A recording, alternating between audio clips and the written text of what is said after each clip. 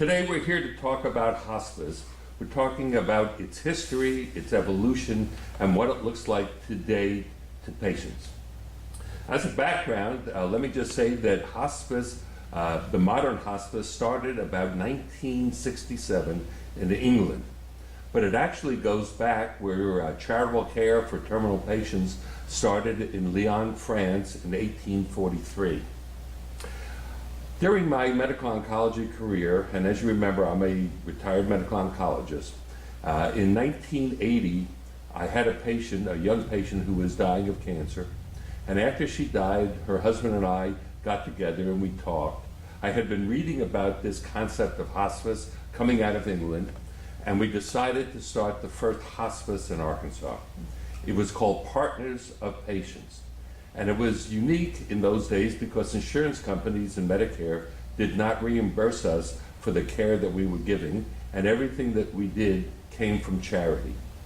Well, as you know, this has changed, and we're going to talk about that during tonight's visit.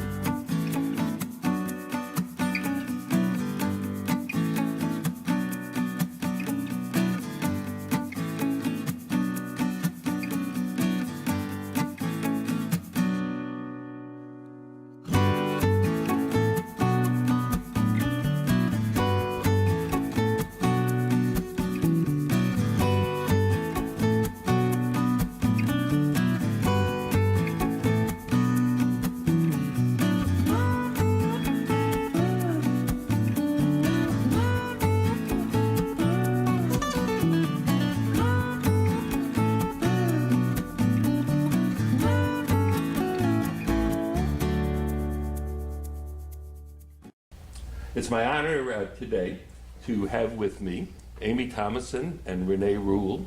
I've known Amy for 40 years. She and I practiced at St. Vincent. She was a nurse, I was a physician, and she can tell you some stories about the old Dr. Jack, or the young Dr. Jack. We'll save those. Well, we'll save those stories. Oh, it's not. We're also here with Renie Rule, who I've known for about 5 years. Renie and Amy both are part of Arkansas Hospice. And I should say right from the beginning that I am also on the Arkansas Hospice Advisory Board. But because of that, because of my familiarity with hospice, that's the reason why I've had my two friends here tonight, today, and we're going to talk about that. So let's start with the first simple question. And Renie? Yes. Give me a simple definition of what is hospice. Well, if you want to put it in medical terms, it would be a patient who has been diagnosed by his physician, he or she's physician, to have approximately 6 months left of their life. It's a terminal illness, and that they have decided that they don't want to take any more preventive care. They want to go home more than likely. They want to stay comfortable. They want to be with their family, and they want to die there in their home. That's great.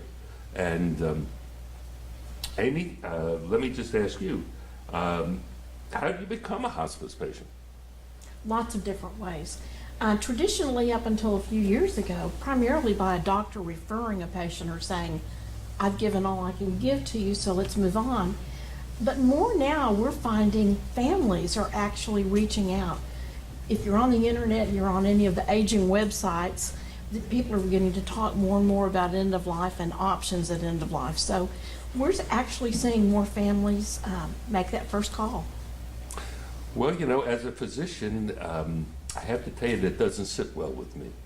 And the reason for that is that I think it's great that people are using the internet and they're learning on their own about hospice, but many times they don't understand the medicine part.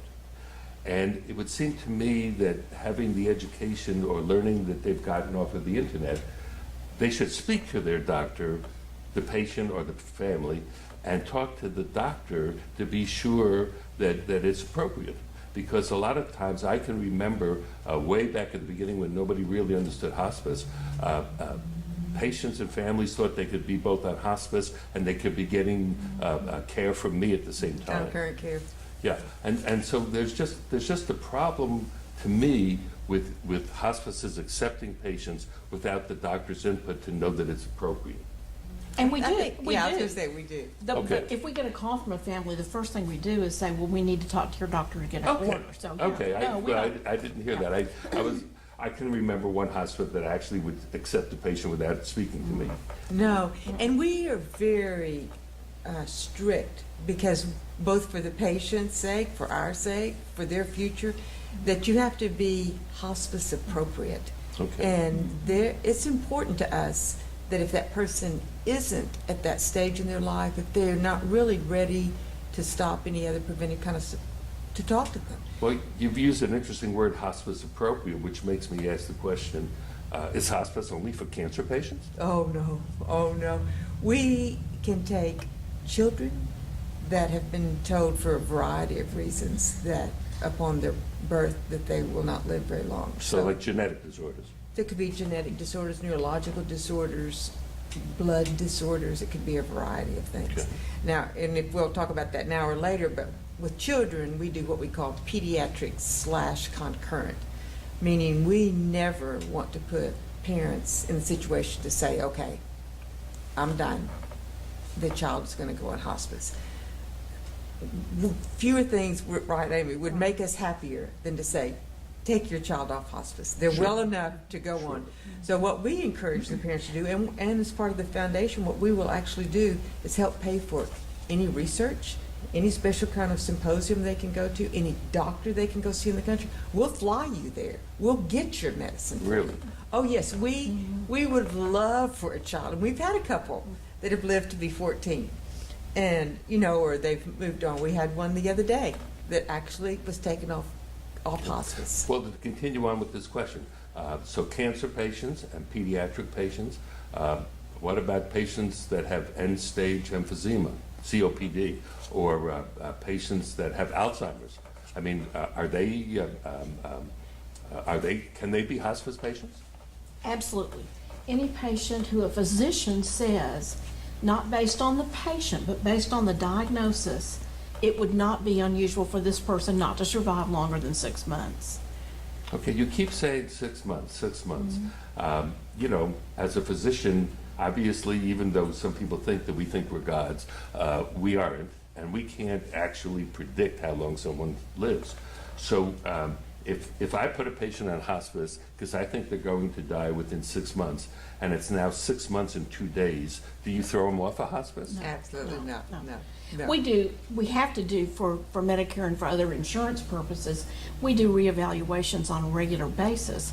And it's a wonderful thing, like Renie said, for people to come off of hospice because they're improving. But if there are signs that they're still declining, they're still appropriate for hospice. Walk me through, if you would, when a patient enters hospice, what exactly happens? It's got to be complicated. There's a lot of paperwork. I won't Okay. forego that. But the first couple of days, I think most patients and most families feel a tremendous sense of relief. Number one, a decision has been made. Now we begin to plan for this decision. And usually the families have known for a while that things are not headed the right way. And when you make that decision, you take a deep breath. And the patient does too. The other thing that happens is, particularly with patients who've had pain that couldn't be solved, sometimes just getting them in that hospital bed that we bring into the home Right. makes them more comfortable. And it's unusual, but I think you'll understand it, and you've seen it, I know, that once a patient admits in front of their family that there is a decline going on, a process begins that can be really interesting, and hospice steps in and helps with it. We bring in, within the first couple of days, a social worker, an RN, a chaplain, nurse aide, so that the wife doesn't have to do showers by herself anymore. Right. Life just gets a lot easier. And also we give people permission to talk about what the future looks like. And it's a big weight off of people. Maybe the patient hasn't wanted to talk to the wife about his last days or to the children, but now all of a sudden they have permission, and they've Right. got a team that's going to support them in that conversation. And we'll bring in bereavement. We have bereavement services. And all of this is just part of Medicare, so it's not any additional cost to any of these extra. But we'll bring in our bereavement teams early before there's a death, especially if there are children involved, to work with the families and to get them where they need. The interesting thing about it is usually, statistically, if you put a person on hospice, they will live 27 days longer and a better quality of life than a person with the same diagnosis and the same. Well, you brought up something that I was going to ask you later, but I also want to return to this. Because people know that I'm involved in hospice, people, and many people have actually said to me, well, you know, going on hospice, isn't it just that they're going to try to help you die faster?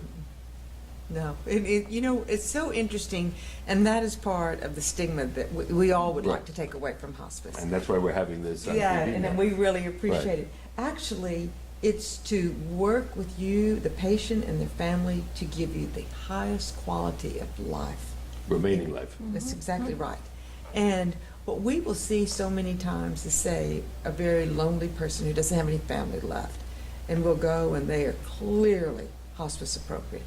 We bring them into our care, and they're all of a sudden surrounded with all this extra attention, extra love, and they get better. Right.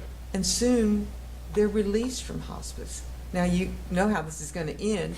Then they go right back to the situation. Within 3 months, they'll be right back in hospice. But there is something, like my mother was in hospice, it allows, once hospice comes in, it allows you to be the daughter again. Right. You are still the caregiver, but you have a team surrounding you. So you're making decisions with people that have seen these patterns for years, and they can walk you through it. You know, I would have to admit, you said that sometimes they get better right away on hospice. Possibly that's because they're off of the chemotherapy that I was giving them. Well, could be. And even though the cancer will come back, just getting off of the difficult and hard treatments will, at least for a while, make them feel better. Let's get back to, though, what happens when people are placed on hospice. You said paperwork. What kind of paperwork? Whether it's insurance, Medicare, Medicaid, whatever, we've got to certify that we're seeing the same things that everybody else has talked about, and then develop a plan. Okay, let me stop you there. Do all insurances cover hospice? Over 90% of insurances do cover it. So Medicare does. Medicare does, and Medicaid in Arkansas does. Medicaid in Arkansas does. Probably Blue Cross, Blue Shield, Yes, Humana, absolutely. United Health, things like that. Is that out of the goodness of their heart, or did they come to realize that keeping someone at home is less expensive than keeping someone in the hospital for terminal care? We'd like to say it's a compassionate decision, but obviously there are some very important economic factors about that. And I think it yes, helps the patient too. it does. The patient does, at that point, they don't want to go back and forth into ERs or go back and be Sure. hospitalized. Now, on occasion, they will need to be taken either into one of our inpatient centers or the hospital for pain management. But that's usually 24 hours, 48 hours. But just those routine visits where you have to go back and forth, they don't want that. And the other thing about, we're a nonprofit hospice, so we will take a patient, and it's not. So even if they inability have to no pay. insurance or any ability to pay, your hospice will take them. Absolutely. Okay. Getting back to the paperwork. Okay. There's more than just insurance. What about things like DNRs and do not resuscitate and living wills? That is a day one episode. Okay. None of us want to do that. Number one, why do you want to wait and those decisions have to be made in a crisis? We encourage people to start now. Healthy people, Right. start now. So you can enjoy time and not have that hanging over your head. But it's amazing how many people have not done an advance directive. So here's somebody that knows that they have a terminal cancer. They may have been on treatment for 3 years, and now things are deteriorating, and they still don't have a living will. Yep. And It's they still amazing. haven't told their families what they want Right. if all of a sudden a catastrophe occurs. Well, and they use these phrases, well, if I die. And you want to go, no, honey. You see, we're all going to die. So there's no if about it. Right. When, maybe, but there's not an if. And, you know, we've had a recent star that we've just all watched. Aretha Franklin died without a will. $8 million. Did not have a will. Not a will. Did not have a will. The federal government, the state government came in and took $4 million of it. And then because she didn't have a will, it'll be tied up in courts for 10 years. You know, you brought in a wonderful speaker who was a chaplain, and I don't remember her name, but I did read her book. Kathleen Resnick. What was in it? Kathleen Resnick. Dr. Resnick. And Kathleen the name of her Resnick. book was Because You Never Died Because Before. You Never Died. And her lecture was magnificent, and I really enjoyed reading her book. But what I enjoyed most was the idea of hitting the wall. I had never thought about that. I can remember playing golf one day with the fellow who said, "Well, what do you think you'll be doing in 5 or 6 years?" And I told him, because I expected to still be alive in 5 or 6 years. And the point that she had was that when a person is told they have maybe 3 years to live, they now have the wall. They hit a wall. They hit a brick wall, They're yeah. a brick wall. Their life is different. They can't be thinking about what's going to happen in 5 years because they're not going to be here in 5 right. years, and how dramatically it changes their lives. And it was really an epiphany for me of understanding what goes on. And I did terminal patients for over 30 years as an oncologist. I had never thought about that reality. What else did she teach you guys? She taught me one of the most fascinating things, and I've been around hospice at least 10 years. When a patient is dying, they're telling every person around them goodbye. So they could be telling, in a very short period of time, 40, 50 people that are significant to them goodbye. We are telling one person goodbye. So we think we're feeling the same thing, but in reality, it's much more traumatic on them because they're telling all these friends goodbye. Right. And I'd never thought about that. And there are last moments. Yeah. The last time you'll be together with all of your kids in one room because they can't stay till the end. You know, Right. all those lasts that are so traumatic. You know, I can remember the days before there was hospice, or even the beginning of hospice, when we couldn't put everybody on it that we wanted to. And I think back to how many patients died in hospitals. I think of how many people died at home with no help, and it was tragic. And I can remember as hospice became more and more available, how I felt so much better about the fact that I could give up on a patient. And when I say give up, I didn't have to keep trying to keep them alive. Right. You know, that was one of the toughest things. Before the day of hospice, no family ever said, stop. They just said, keep trying. Yeah. Maybe the next one will be a miracle.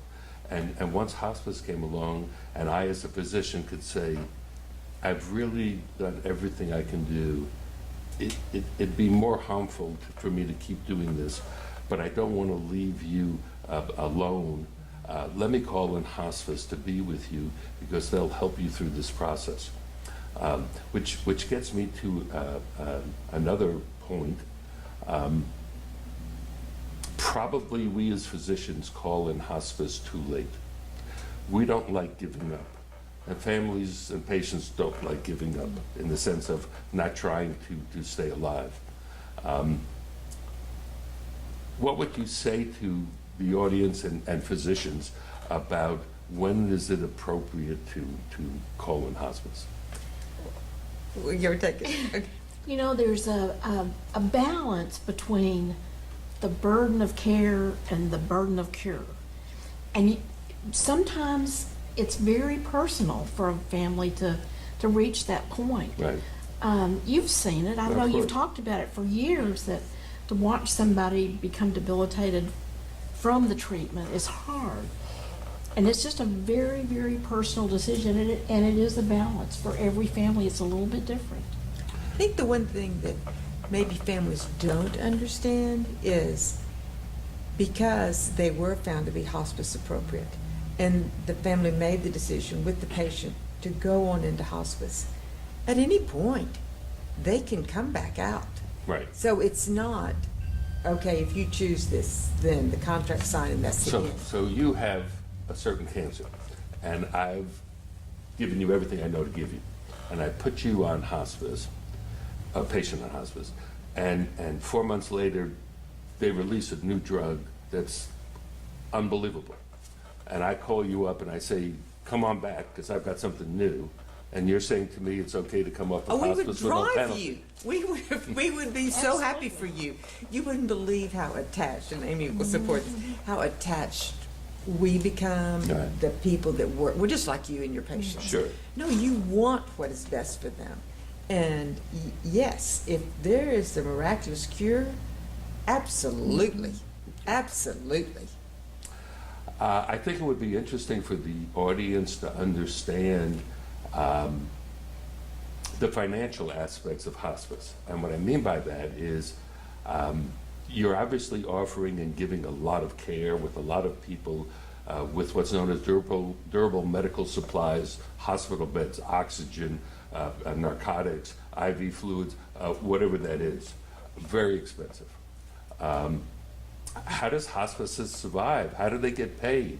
What is the mechanism? And be specific.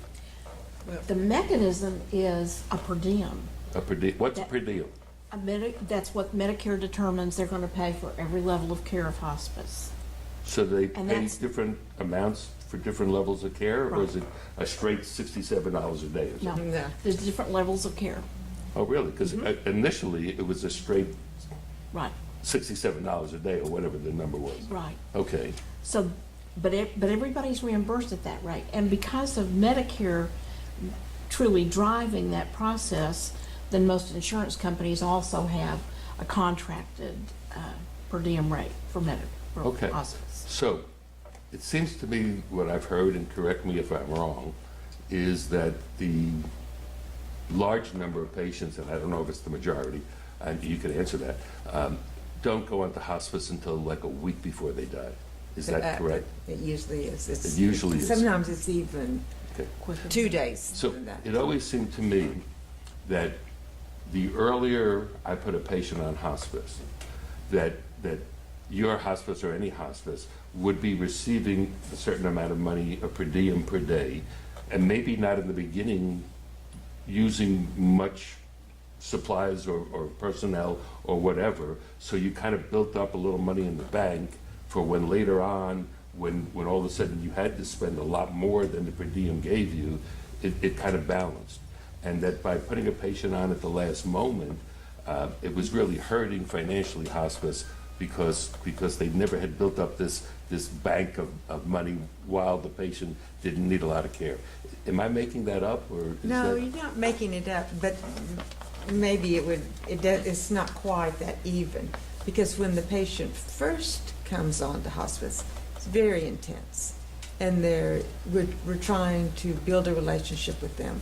We are within that household all the time. Now, if there is kind of a stabilization and they are comfortable and we're comfortable, it might be a little bit less. But it pretty much stays. Once we go into the family and develop a relationship, they are getting used to us being there every third day, or the volunteer being there every fourth day. So we keep a schedule that they can count on. So it may be more intense at the end, but that's what we do. That's who we are. Whatever it takes, that's what we right. do. The reimbursement may differ, but not the care. Not the case. That's a good way to put it. That's a I great just way. I just always worried, especially in the beginning, that hospices were spending more money to help people than they were being reimbursed by the insurance companies. And part of that reason was that people were being put on too late. But maybe that's because in the old days, it was the same amount per day from the beginning to the end. And now if there's different reimbursements per diems, maybe that's what makes the difference. Well, it's especially in a nonprofit. Let's say it's $161 a day. You will spend $160 easily. Yeah. So your profit margin is going to be down around 2 or 3%. So if Medicare does a cut of 2%, Right. then you're just barely breaking. And it's terrible to be talking about money, but again, you can't make it up in volume if you're losing money. Yeah. I mean, so we have to be cognizant of the fact that even though it's not a business per se, it's a business of helping people, and it will not survive if it runs out of money. Yeah, It's that simple. And a foundation is able to help with a lot of that for those that are unable to pay. So, The doctor is the head of the team, the Okay. hospice doctor who The works. hospice doctor. works So, for the hospice. so when I call hospice and say, I want to put my patient on hospice, well, in the old days, they asked me, well, do you want to continue to be their doctor, or do you want our hospice doctor? We still do. Do we still do it? Okay. So let's say that the hospice doctor, and by the way, as a physician, it was actually better for me to hand it over because that wasn't really my expertise area, and also it was very difficult. Even though Medicare said I could bill for that, it became too much, and it was better for me to use the professional doctor on your team. Yeah. So he's the head of the team. Right. And then we have case managers who are supervised by patient care coordinators. But the case manager is the RN who actually initiates care, goes out and does the admission and the care plan. And then she helps translate that to the certified nurse aides Right. who are going to go out routinely. Then they bring in within the first couple of days the chaplain, the social worker, pre-bereavement if we need pre-bereavement, any of the services. The volunteer coordinator will see if there's anything a volunteer could do to help ease the burden a little bit. Do you have lawyers on your team? well, we don't have lawyers, but we have lawyers within Arkansas Hospice, and, we laugh about it, but we do encourage our patients and their families to get the will done, Right. prepare your obituary, Right. to begin taking those steps and methodically remind them that this is something that will take stress off of them later. Does the patient sometimes write their own obituary, or is it only the family that writes the obituary? It has been some of the best times. As Amy mentioned it earlier, once you're all back on the same page and you're talking about, okay, we know that this day is coming now. We've had patients, they all go down together, they pick out the stone that they want, they pick out, whatever that they want for their funeral. So it's exactly like what they want. And it's not funny per se, but we've had couples that say, well, while I'm down here, I'm just going to get mine too. It becomes part of their life. Right. It becomes much more normal than, say, we would think about going and doing it right Instead of it being a taboo, Right. it becomes the normal process of life and death. now. Yeah, and it's talked about openly. Right. And it is, as they explained to us, it takes so much stress out of the situation. Right. Rather than all that facade and all that energy to keep that facade up there. Amy, how do you keep patients comfortable when they have, let's say, metastatic cancer and they're in pain? And again, who makes the choice of how to do that? The doctor, with a Doctor. lot of input from the case managers because they're in there more often. And the CNAs tell us a lot of things too. But the doctor finally makes the decision. But like we've said, a lot of things, a lot of pain is alleviated by a lot of things that aren't necessarily pharmaceutical. Okay. A bed that's more comfortable, Sure. that you can change position in. Nurses who have dealt with pain for so long that they have a few little tricks, heat or cooling, whatever it is that'll, Okay. So there are lots of ways that we do it. And it was interesting, I think you may remember, we have an African hospice who's a partner of Arkansas Hospices. And they came over here several years ago. And one of the first things one of the nurses said was, oh my goodness, you have medicine for all this. And Right. when we sent a team over there, that was something they told us, oh, there are so many ways Right. to help alleviate pain. So, We have our own pharmacists. I'm sorry?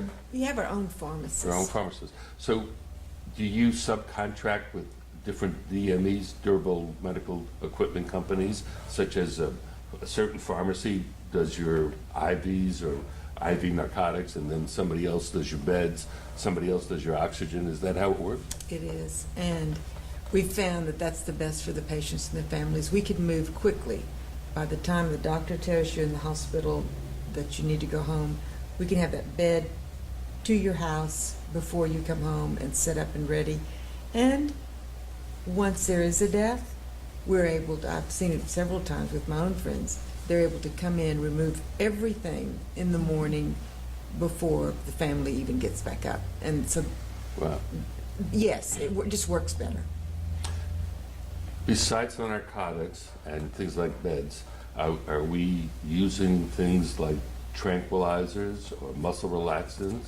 Or today in Arkansas, how about medicinal marijuana? Well, we would not prescribe medicinal marijuana Right. simply because we are a federal agency. Ah, okay. So our doctor, our medical doctor, would not prescribe that. Right. But yes, we will work, and I think that's one of the things that we can really offer our patients is they understand how to give these large dosages so that you can stay pain-free. And they ask you, you know, would you prefer to be pain-free but not quite so conscious, or was your preference to have these last couple of days with your family and have a little bit more pain? So you really get a lot of say in your quality of life.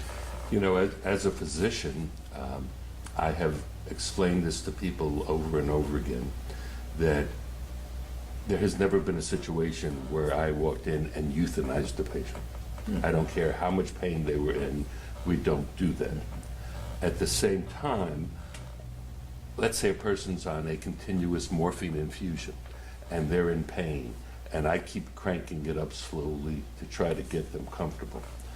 I accept the fact that to get them fully comfortable, I may actually shorten their survival because of respiratory depression or whatever, but it's not like I walked in with a syringe and pushed it.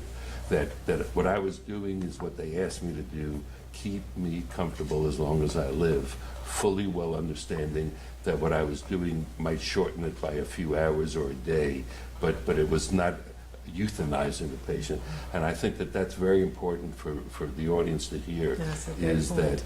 that, you know, being part of the Hospice Advisory Board and having come to the meetings and heard the lectures, I know that there's also parts of hospice that aren't exactly just terminal of life care. You have other aspects. I mean, for some reason, you're holding this bear in your lap. I take this bear with me And I every think place I that that's a go. clue to me to ask you a question. What other services does hospice offer that the audience would be completely unaware of? Well, this little fella is called Caton's Cubs, and this is named after one of our patients that was in our care who was from Hot Springs. And the young man was in our care after a horrible automobile accident, was able to come back, leave hospice care, but they rebuilt 80% of his body, and in that process, they put a plate in his face, and underneath one of the plates, cancer began to develop. So they brought him back into our care, and the night before he died, his sister asked the doctor if they would put a Doppler on Caton's heart, and then took that heartbeat, and we've seen the little recordings of hearts. I don't have one of this because we keep them very A careful. Doppler is a microphone. Yeah, so they took a microphone and took the beat of Caton and then inserted it into this little bear. And the next morning when he died, then the mother received the bear with the heartbeat. So we met with Lisa, Amy put us together, and now we do this with all of our patients. When it's appropriate time, they will use their Doppler and on our children, and they will take the heartbeat of the child. And then when the child dies, it will be placed inside the bear and then given to the parents. Wow. And so it's a real meaningful thing to them. Many of them put that heartbeat on their phones or whatever. Mm. So it's a powerful tool, powerful tool. But do you ever record patients' voices and give it to family members? So, because I remember my wife saying, I can't remember my mother and father's voice. Do we ever do that? We do.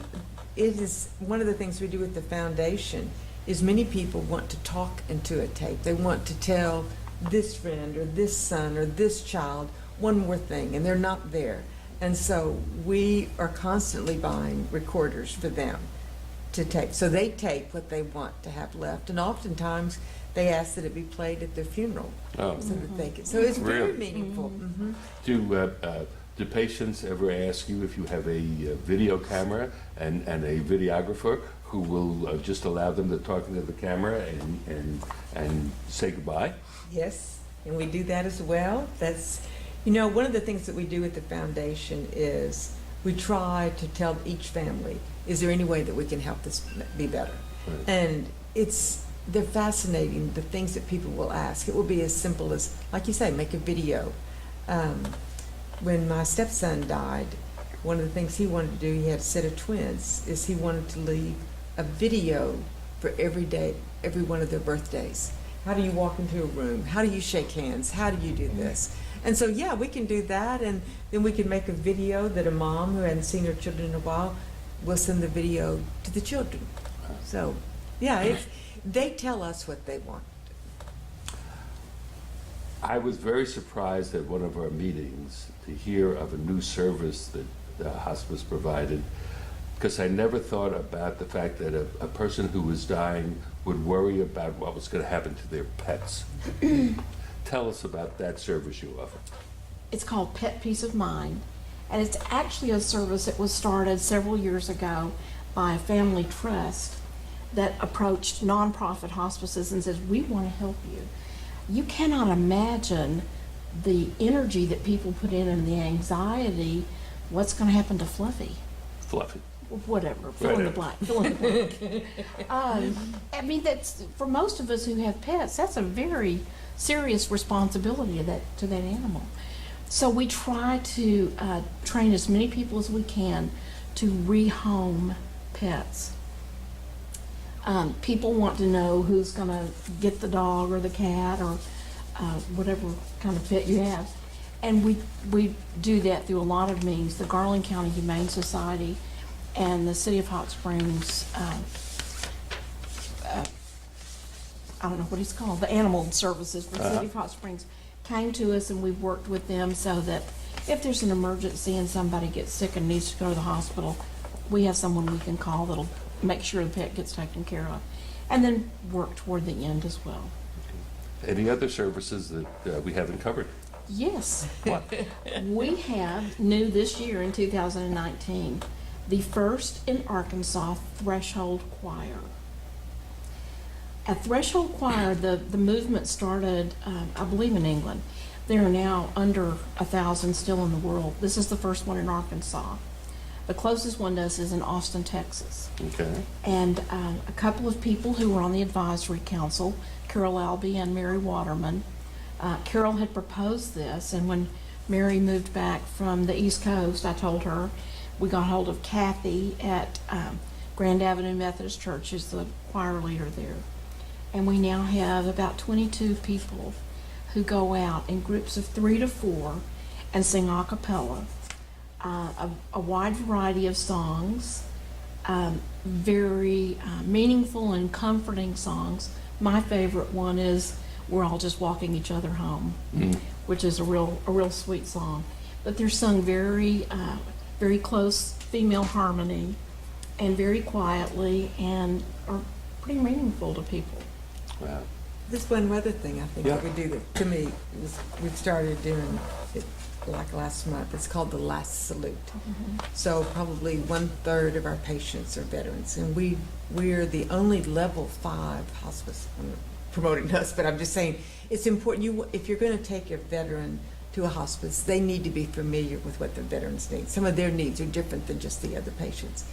But we do the Last Salute, and that is that when a patient, a veteran, dies, once they've come and they've covered them, then we put this special flag that we buy from Washington over the top of them. Taps begins playing out in the hall, and every person is to stop and either salute or put their hand over their heart. And rather than kind of take them out the back door where no one sees them, we don't. We take them slowly down the hall, let other people tell them goodbye, and then we take them on to the hearse. It's called the transitional flag, because then there is a flag that the family receives, which is just funeral.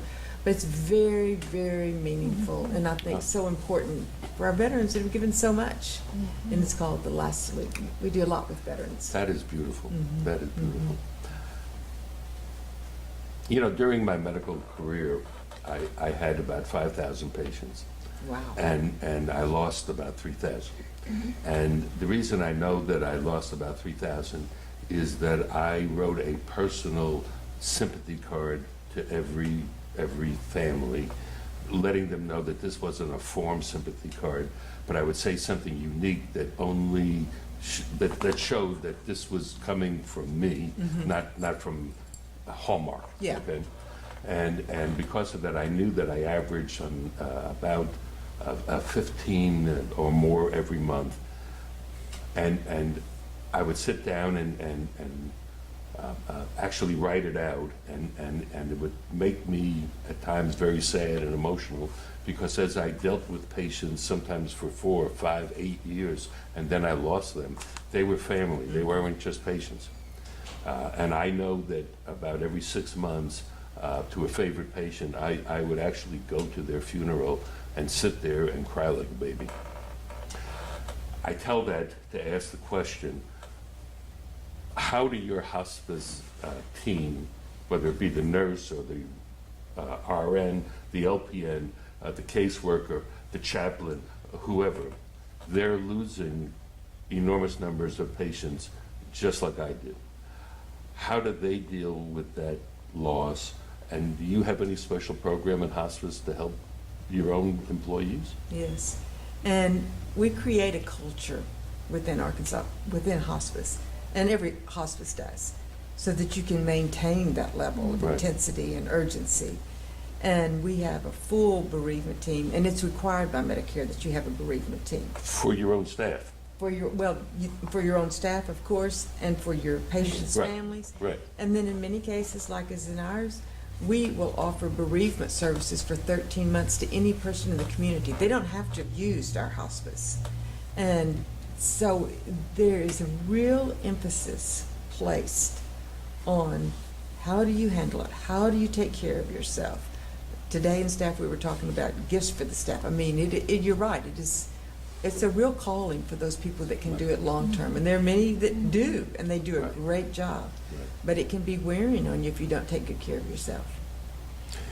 You know, I'm very proud of both of you, and I'm proud of all the hospices that I've dealt with. I know how much it meant to me, I know how much it meant to my patients and their families, and I can't imagine any longer not having that service for those who are in the terminal and end stages of their life.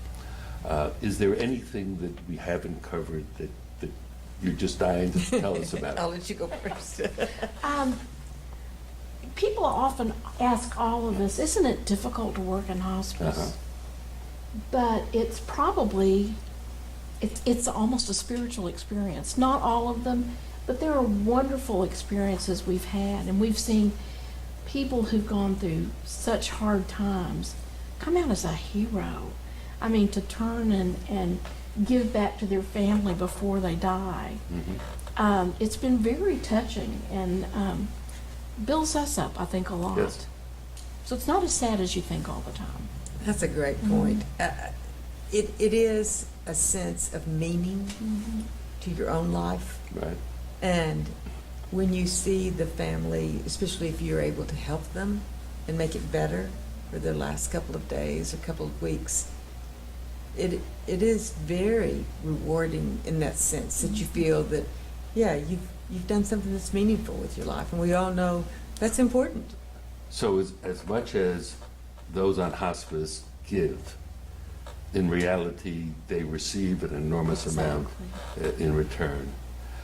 You know, I felt the same way as a medical oncologist. And it also, I mean, it did a number of things in my life. I mean, one of them was that I stopped being upset about minutia. I mean, when I'm looking at people living and dying and suffering and having pain, I mean, am I going to worry about the fact that I got a flat tire on my car? I mean, it just puts your life in perspective, seeing what life is really all about. It dramatically changed me. We can talk about one other aspect that may or not get onto this TV program, but seeing so many people suffering and dying, I had to ask the question, what is life all about? And is there something after life? And because of it, and it was actually my patients' witness to me of how they were dealing with their cancer, and seeing a number of Christian patients that they didn't think that dying was the end. It was just the beginning of eternity for them, and they really believed it. And at that time, I was an agnostic, atheist, scientist kind of person, and I became so envious of these patients that really had a solid faith in God and Jesus and eternity and heaven. And I was, the only word to use was envious. I mean, I was jealous. Yeah. And yet I still couldn't believe, but eventually I did come around to being born again and becoming a Christian and believing in the same thing that those patients did. So how does spirituality, how do you deal with spirituality in hospice? I mean, not every patient is going to be a Christian. I mean, you could have Jewish patients, you could have Muslim patients, you could have agnostics, you could have atheists. How does your chaplain, and is there only one chaplain, Christian, or tell me about that aspect of hospice? I would say I would describe it as kind of evangelical in the sense that it isn't a religion. Mm-hmm. It is preparing you for death as you want to be prepared for death. And what we've learned, especially with our veterans, is there are wounded souls. Let's say when you were in the war, you killed several people and you never dealt with it, and all of a sudden you're dying. And you cannot die until that is resolved for you. And so we spend a lot of time with our veterans dealing with that issue, or PTSD or whatever. But we all have those components. And so a chaplain is more trying to bring peace for you. However it is, you lead the way. I think people think that hospice necessarily leads the way. No, we're there, as you talked about, with pain. How comfortable, what is your level of pain that you want to, how do you want your spirituality journey to go from here? And then we'll help make that happen. So your chaplain doesn't come in and try to convert them? No. I think we'd probably lose our license when that too is against the federal law. Okay. No. Now, if you know, I've been there where someone has asked the chaplain to pray with them. Right. Will they pray with them? Absolutely. You know. And if a patient asks the chaplain, tell me about your faith, is that okay, as long as the patient asks? Absolutely. Okay. And they're, you know, again, these chaplains are trained in a different way, how to handle it so that it's not a certain religion. They're not trying to bring you over to anything. They're just dealing with you where you are right then. Excellent. Anything else? Wow. I think we've about covered I it, think don't that's you, it. Renie? Well, this has been fun, Oh, and this has been I always great. love being with the two of you, especially you, Amy, because you tell the stories of what I used to be like. We'll have another session about that. Oh, Are we yeah. all record that I one? will tell you the pre-Dr. Jack, I Okay. knew the before and after. the so. before and after. Yeah, Amy used to tell stories of the fact that she was the nurse recruiter or something like was, that at yes. St. Vincent's, and I was so difficult to work with nurses that they kept quitting, and she'd have to replace them, and it was. He kept me employed, yes. Well, I want to just, again, thank both of you for coming. thank you. This has been fun. This has been a pleasure. I've learned stuff today, and I know that our audience has learned an awful lot about hospice. And so thank you very much. Well, thank you. Thank you. Thank you. Great.